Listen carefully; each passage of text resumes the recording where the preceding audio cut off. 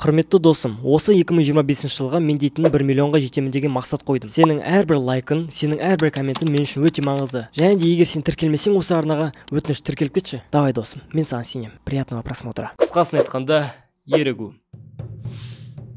Ол күні мен оттым, дым істемей, ерігіп, оттым. Не істесем екен деп ойладым. 5 минут ойлап оттым. Ойланудан жалықтым. Қолыма телефон алдым, Инстаграм аштым. Қызық емес. Шығып кеттім. TikTok аштым. Бойкоттан басқа ештеңе жоқ екен ояқта. Шығып кеттім. Так, окей, Google. Іш пысқанда адамға не істеуге болады? Так, не дейді? Кітап оқу, далаға шығу, спортпен айналысу. Жоқ, рахмет. Баклажка ойнауды шештім.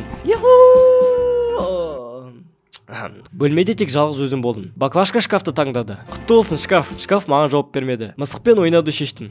Бірақ менде мысық жоқ қой. Сосын еріккене холодильникті аштым. Ішіндегі жоқ тамаққа қарадым. Холодильникті жаптым. 5 секундтан соң қайтып келіп тағы да аштым. Может быть бірдеңе болып қалсашы бәлкім. Жоқ, әлі ештеңе жоқ екен. Фильм қарауды шештім. Фильм басталды. Телефон аштым. Жарты сағат TikTokта оттым. Сөйтсем, фильмді түсінбей қалдым. TikTokты өшірдім. Фильмді де өшіре салдым. Так, бірдеңе жасау керек еді шынымен де негізі бар ғой. Блокнот аштым. Бүгінгі планды жазу керек. Бірінші шаруа. Ұйқыдан тұру. Жаман емес. Уже орындап тастағансың ғой. Блокнотты жаптым. Бір ұйықтап алдым сол үшін. 10 минуттан соң ояндым. Енді өттім мен енді. Диванға оттым. ютубты аштым. Қалай ерікпеу керек деген видеоны қостым. 5 минут өткен соң кір жуатын машинаға обзор видеосын қарап отқанымды түсіндім. Мен мұнда вообще қалай кіріп кеттім? Билеуді шештім. Бірақ музыкасы билегенім что-то болмады. Музыка қостым. Во, енді нормально. Жасқа биледім. Менің көлеңкем менің қимылымды қайталады. Мен тоқтадым. Ал көлеңке жалғастырып отты. Немене? Свет сөндірдім. Ерігу жалғаса берді. Қасық менсіз столда тұра аламын екен деп эксперимент жасауды шештім. 10 минутымды құрттым. Қасық ақыры тұра алмайды екен менсіз. Обал жоқ. Ручканы алдым. Қолыма сағаттың суретін салдым. Сол сағатқа қарадым.